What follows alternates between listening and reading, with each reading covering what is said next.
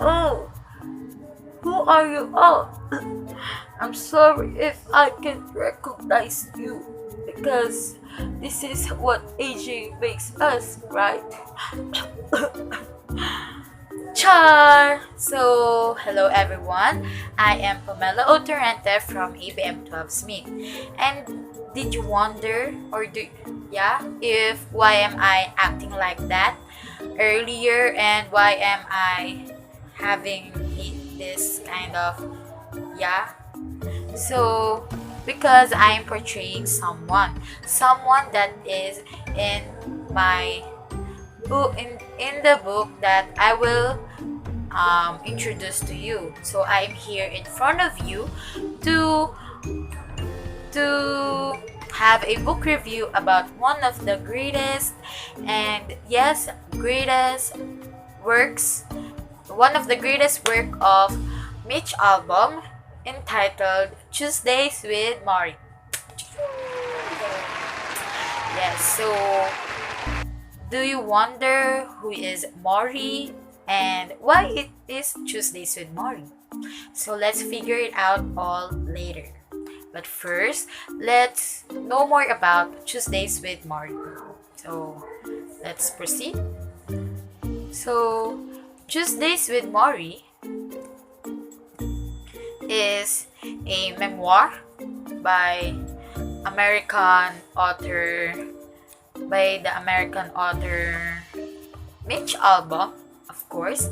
It is about a series of visits that Albom made to his former sociology professor Mark Schwartz as Schwartz gradually loses his life to Alz.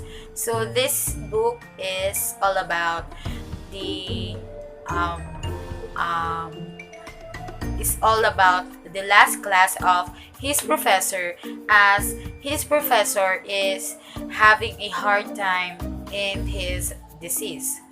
So Tuesdays with Maury, published in 1997 by the Doubleday Publishing with 192 pages, and 6 months later, the book was positioned number 1 in New York Times bestsellers list. So that's why it is one of the greatest books of all. Book of all, yeah. So today, the book has sold over 14 million copies and has been translated into 41 languages.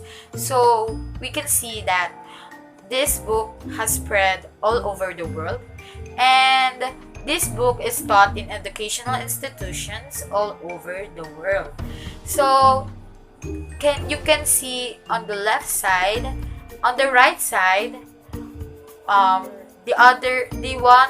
one of the pictures here is the cover in the book of Mitch Albom, and the other one is the cover in the DVD or movie, yeah, because it has also a movie adaptation. Yeah. So let's proceed to the author who made this possible. So Mitch Albom, or Mitchell David Albom, was born on May 23, 1958 in Passaic, New Jersey. So he is an American best-selling author known for his inspirational books. So his books are mainly about faith, love, God, like that, all about inspirational messages like that. So he started his writing career as sports writer and won instant national fame. Yeah, national fame. So he is also a screenwriter, playwright, radio and television broadcaster. So he is also a musician. He is playing a piano, and his books have collectively sold more than 39 million copies worldwide and have been made into Emmy Award-winning and critically acclaimed television movies. So, because of his great books, he has already awards because of that. And he earned also a bachelor's degree in 1979 at Brandeis University in Waltham, Massachusetts. Correct me if I'm wrong. majoring in sociology. Yeah. And Mitch Albom wrote Tuesdays with Maury. So, listen to this statement. Mitch Albom wrote Tuesdays with Maury to pay for Maury's medical bills. So, can you think of that? That Mitch didn't decide to publish this book because of fame like that, but because to help Maury, his family, in medical bills, to pay for his medical bills. So the the sold books. So let's move on to the settings. So first up is the Brandeis University in West Massachusetts. So this university is where Mitch went to college and Maury taught. So Maury is a sociology professor here in Brandeis University, and one of his students is Mitch. And Maury was Mitch's professor and best friend at the college. So they would often meet every Tuesday, outside or in Maury's classroom. And Maury will teach Mitch not just about his class but about life in general. The college is also a very happy place. Maury and Mitch just talked here, so not much happened at college. They were just flashbacks from Mitch. So,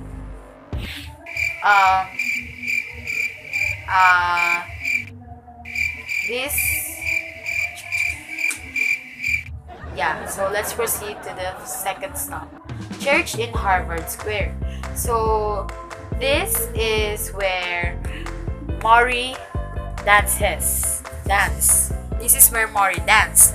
So he used to go in this church every Wednesday night for the so-called dance free. So it is all the students are going here in church in Harvard Square to dance, and Maury is also joining. Then once he brought a tango tape and got them to play it over the speakers. He commanded the floor swaying and dancing in the center, and when he finished, the crowd applauded. So dancing is one of Maury's hobbies. Next stop is Maury's house, specifically in West Newton, Massachusetts in 1995. So this is where Maury lives. The last class of Maury took place once a week here in his house every Tuesday. By the window in the study where he could watch a small hibiscus plant shed its pink leaves. So his house seems very small and old, but it is visually very cheerful in this house. So the scenes happened here. Most of the scenes happened here, particularly in Maury's study, where they are having their class. Yes. So next stop is Detroit, Florida. So Detroit, Florida is the place where Mitch lives. So after his uncle's death, he studied and took master's degree in journalism. And he took the first job offered as a sports writer. He decided to bounce from New York to Detroit to have a job as a columnist in Detroit Free Press. So in this place, he also met his wife Janine. Next, so let's move on to the characters. So first character is Maurice Schwartz. So Maury is a sociology professor at Brandeis University. He connects with one former student, and during the end of his life, as he battles meets with him every Tuesday to discuss a multitude of life topics. These Tuesday meetings become Maury's final lesson. So Maury Schwartz is a sociology professor, and as you can see in the picture, the smaller one, this is the real Maury. The GIF is the Maury in the movie. He portrayed Maury Schwartz in the movie. So next is Mitch Albom. So Mitch Albom is the author of the book, and he is also the narrator of the novel. So he is a student of Maury, and he promised to keep in touch following his college graduation.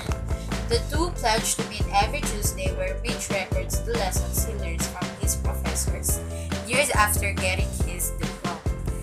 So the smaller one is the true Mitch Albom, which is the author and the narrator, and the one that is moving is the one who portrayed the role of Mitch Albom. Next is Charlotte Schwartz.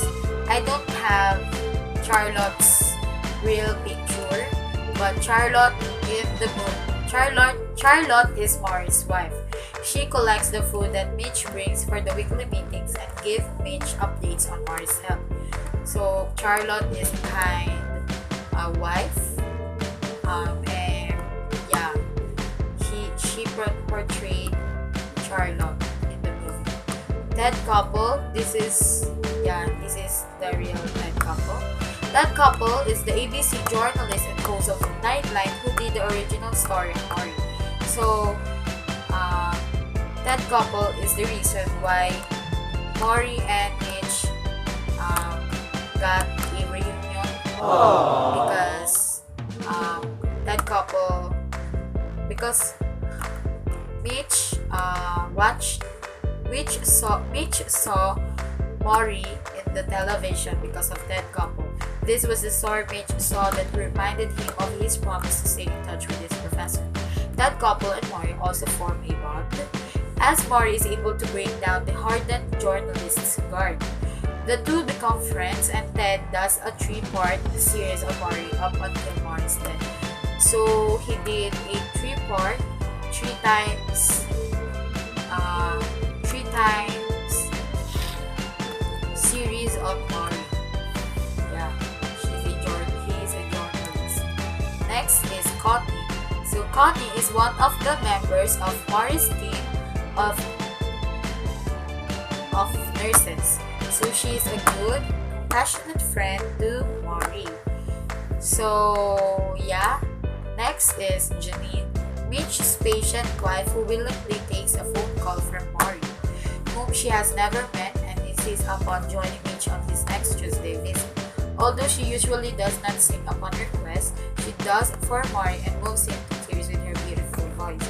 So Janine is the wife of Mitch, which is a patient one, because even though Mitch is busy on his schedule, on his work, Janine is there for him. Janine is there for him. Next is Rob and John. This is they are the adult sons of Maury. Though they live far, often travel to Boston to visit Maury, especially as his condition worsens. Next is David. David is Maury's brother. The contracts follow following the death of their mother. From his brother's disease, Maury is able to learn compassion at a young age. Next is Charlie. Charlie is Maury's father, who becomes hardened following the death of his wife. He was uneducated, poor, and did not speak English well. Eva is the kind, caring immigrant woman who Charlie marries after Maury's mother dies. So this is the stepmother of Maury. She gives Maury and his brother David the love and affection they have so longed for, and instead instills in Mori and his love for books and desire for education. So next is Mori's mother. We never learned her name, but Mori lost his mother when he was 7 years old. From this, Mori learns that life can go on after death. Next is Peter, Mitch's younger brother who lives in Spain. Peter flies to various European cities seeking treatment for his pancreatic cancer. Though he refuses any help from his family, who he has for the most part estranged himself from. He is reluctant when Mitch first tries to re-establish a relationship with him, but eventually wants. So let's move on to the summary.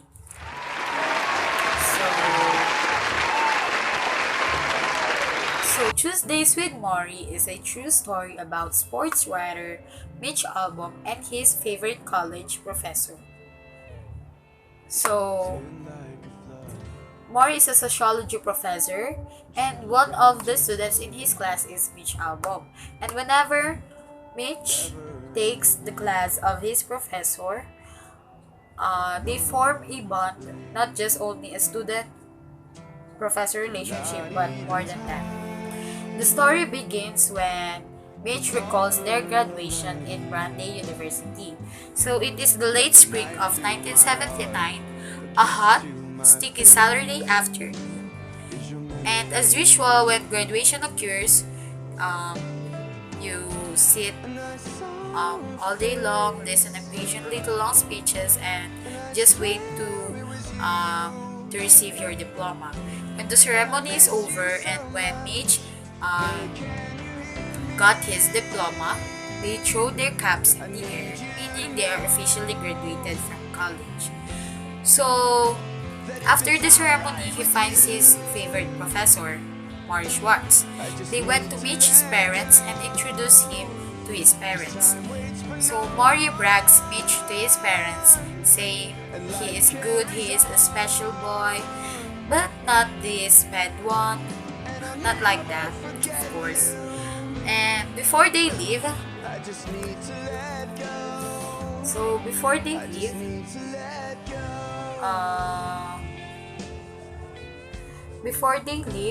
Mitch handed his professor a gift as a sign of appreciation to his professor, a tan briefcase with the initials of his professor's name. So when Mori received that, he cried and he hugged Mitch and asked if he will stay in touch. Then Mitch said yes. So after graduation, Mori knew something bad was coming long before that. Mori is a truly dancer. So yes, truly dancer. Every Wednesday night, he used to go to the church in Harvard Square. They had this so-called dance free, and where Mori dances freely and gracefully whatever music was played. One time he brought a tango tape and everyone applauded after Mori danced. Then it stopped because one day Mori is forced to forfeit dancing, his favorite hobby, because he has been diagnosed with some disease. But before that, he has also been diagnosed with asthma and also began to have trouble walking. So he visited many doctors that time, but they can't figure out what is wrong with his body. Until one time, one doctor takes a small piece out of Mori's cuff, and they figure out what is wrong with Mori's body. So Mori has been diagnosed with ALS, or amyotrophic lateral sclerosis. So this is also known as Lou Gehrig's disease, a debilitating disease that leaves his soul perfectly awake, imprisoned inside a limp husk. So his nerves uh, is melting like a candle. He can move because of it. It will start in the bottom part, in his feet, and slowly approaching until on his heart. Then, yeah, when it will when that happens, of course. So the the two got shocked, Maury and Charlotte. So yeah, although Maury had his death sentence, he said to himself that he will not be ashamed of his disease. He will not be afraid of his disease, and he will live life to the fullest, and he will make his death a final project in order for others to learn to him. So Maury's wife Charlotte cares for Maury, though at his insistence keeps her job as a professor at MIT.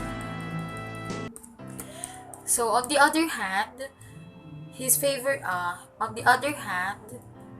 Mitch moves to New York City with the intention of pursuing a career as a professional musician, and wondering what he is doing wrong. He loses touch with all of his college friends. He stops um, going to some bars like that to have a party with his friends, and also with Schwartz. So he didn't make his promise to Schwartz. His musical dreams are dying a frustrating death, and he feels like a failure for the first time in his life. Why? Because around that time, his favorite uncle, the man who had taught him music, who taught him how to drive, teased him about girls, died because of pancreatic cancer at the age of 43. So, 44, I'm sorry. He returns to school, and yeah, he just returns to school and earns graduate degrees in journalism. So Album accepts a job as a sports writer and begins working long and grueling hours. He doesn't care if like that, as long as he earns a lot. Determined not to end up at a corporate job he hates like his uncle did. So he bounces from New York to Detroit to work in Detroit Free Press as an in-demand columnist. So, as Album's career grows, so do his income and his material possessions. So, he is already possessed with his large income and materials. The more he gets, the more he wants, and the harder he works. So during that time, he also met Janine, and they got married. But Janine wants to have 8 children already. But Mitch promises his wife that they will have children eventually. Though he spends all of his time at work, away on reporting assignments. So he doesn't have enough time to Janine. That's why Janine is patiently waiting for Mitch. So one evening, while flipping channels on the television, Album catches the introduction to Nightline, Ted Koppel's show, and hears the name Maury Schwartz.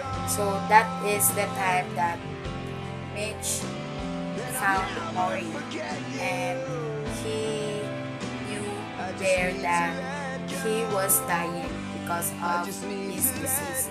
His long-forgotten favorite professor is the subject of a Ted Koppel interview. Album watches in shock as he learns Schwartz is dying of Hals or Lou Gehrig's disease. So following Maury's television appearance, Mitch contacts his beloved professor and travels from his home in Detroit to Maury's home in Westminster, Massachusetts to have a reunion with his favorite professor. When Mitch drives up to Maury's house, he delays greeting his professor because he is speaking on the phone with his producer. So, instead of um, instead of going to his professor, um, when he got the house of Maury, he just he talked first on the producer for his work, for his course of works. So shortly after his reunion with Maury, Mitch works himself nearly to death, reporting on the Wimbledon tennis tournament. So there, he spends much time thinking about Maury and forfeits reading the tabloids, as he now seeks more meaning in his life and knows that he will not gain this meaning from reading about celebrities and gossip. He is knocked over by a swarm of reporters chasing celebrities, and it is then that Mitch realizes he is chasing after the wrong thing. So he realized that it is the wrong thing to do. When he returns to his home in Detroit, Mitch learns that the article he has worked so hard to write will not even be published, as the union he belongs to is striking against the newspaper he works for. So once more, Mitch travels to Boston to visit Maury. So a few weeks later, because of this strike, newspaper, goes on strike, and he lost his job. So that's the sad thing for Mitch.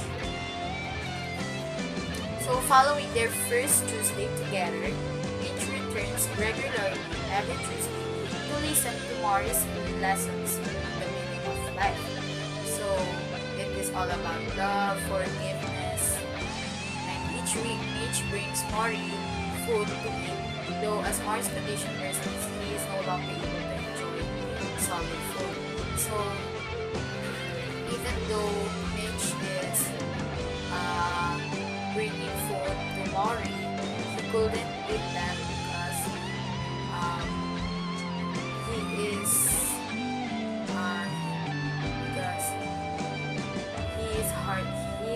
having a hard time to chew. So in his first of 3 interviews with Couple for Nightline, Maury admits that the thing he dreads most about his worsening condition is that someday he will not be able to wipe himself after using the bathroom, and eventually this fear comes true. So after a couple of visits, Album begins recording their talks, the lessons is Maury that Maury gives. With Schwartz's permission and his encouragement, he wants to share this journey with the world and knows that Album can help him reach beyond the walls to which his disease has confined him. So Schwartz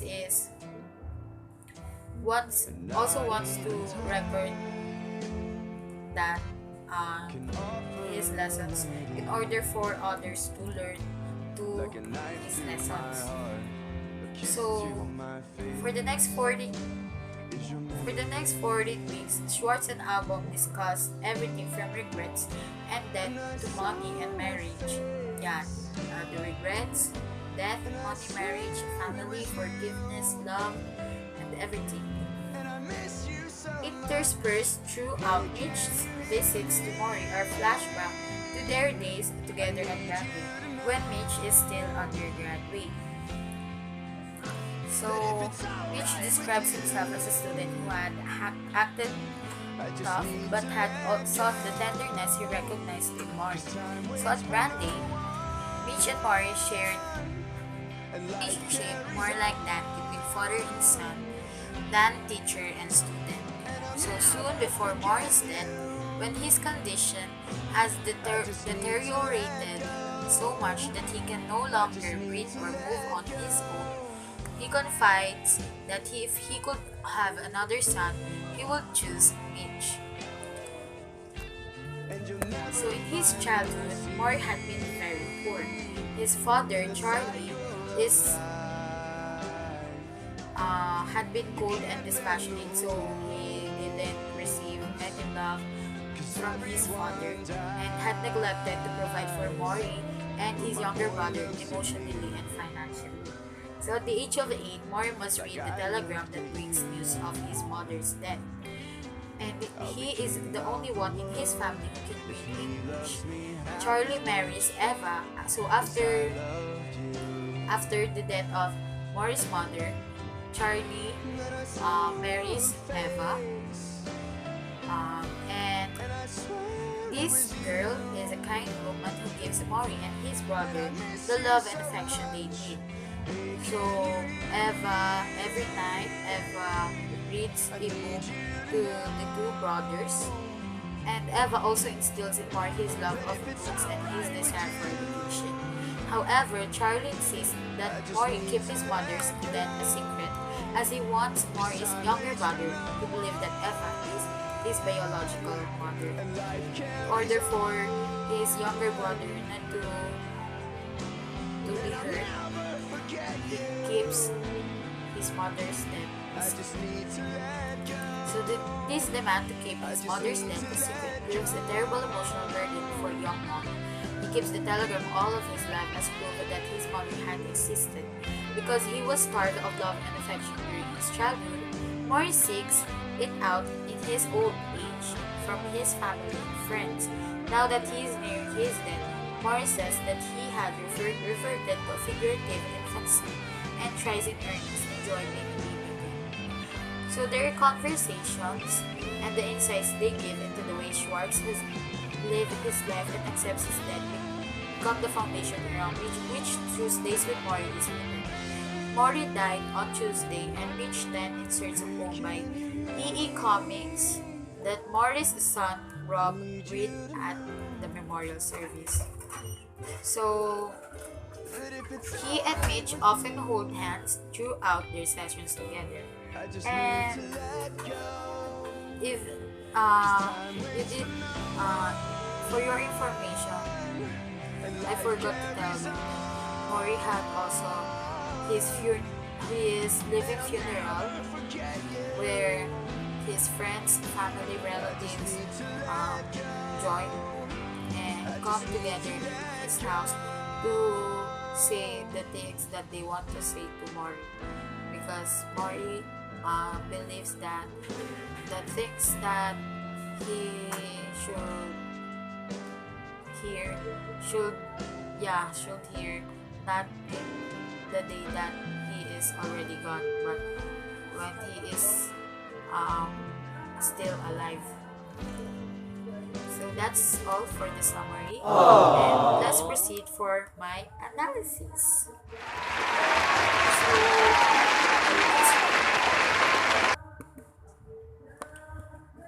So Tuesdays with Mori deals with love, forgiveness, faith, and passion. This book is for those people who think that once love has ended, everything will also end. It will give us a clear thought of something that even though there will be things that will be gone, life should still go on. Yeah, and it will also teach us the true meaning of life, the importance of every person's life. So it will teach us not to be afraid of death, and that death should be made prepared, not to be panicked. It will make us also realize that we are all going to die and our life is precious. That's why we should live life to the fullest. And yeah, so it will also teach us the importance of time, that we should do the things that we haven't done yet, because we might lose our chance to do it, and in the end you will just regret that you didn't do it. And it is also about true love not for just the family, but love for the people who helped us and taught us so many things and lessons, for our teachers who are our second parents. So it will also give you many realizations on some things that we did or we will just be doing. This book will give answers to questions you didn't get answered by yourself, because there are so many quotes and lessons that you will need in this book. It will also give love for someone who hates themselves. Every chapter has its own story, uniqueness, and lessons in life. This is a good book because it is applicable for all the people who want a clear mind. This book will give an inspiration to all people who believe that they are already lost on the correct path. You will collect different quotes and lessons that you can apply to yourself. So that's it. This is my book review about Tuesdays with Morrie. But did you notice that I have something here in my back? These are some of the quotes from Tuesdays with Morrie. So I will just look. So I will just post it. Yeah. For example, this one. That ends a life, not a relationship. And also this. Love wins. Love always wins. The truth is, once you learn how to die, you learn how to live. This one is, as you grow, you learn more. Aging is not just decay, it's a growth. It's more than the negative that you're going to die and that you live a better life because of it. So another one.